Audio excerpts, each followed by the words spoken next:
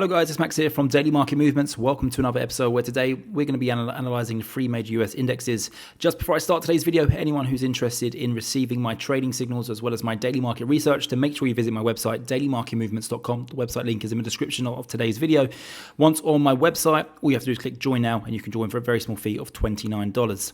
Let's get started with today's video though. S&P500 was trading largely in the red during the session today, but in the past hour or so we have seen a reversal of those losses, and we're now actually trading up 0.62%. So that's very encouraging here, and that was all thanks to Jerome Powell. Jerome Powell come out during his press conference and basically said that there is a very little chance of a hike coming from the Fed. So pretty much buried it, which is great. That's what many investors wanted to hear. And then also, when asked about stagflation, Jerome Powell said, yeah, I've heard a few remarks about stagflation, and I just don't see any of the stagflation.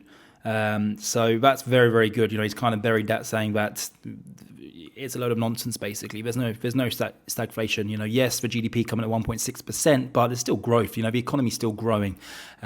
So yeah, that's very positive indeed. Nasdaq100, very similar to the S&P 500. We were trading down 1% during today's session, but in the past hour or so, you know, very similar.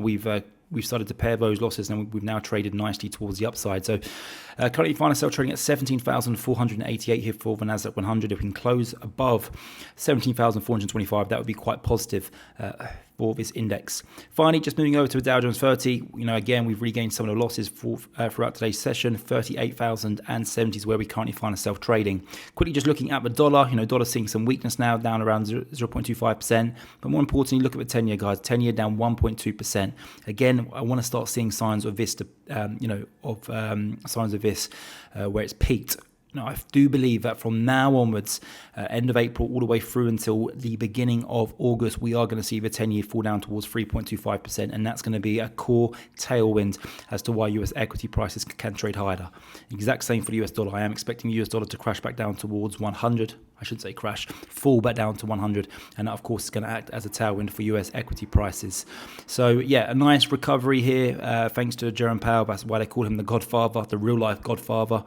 But yeah, he saved the day once again. So thank you very much for watching today's video, guys. Anyone who wants to join my signal team, don't forget, visit my website, dailymarketmovements.com. The website link is in the description of today's video.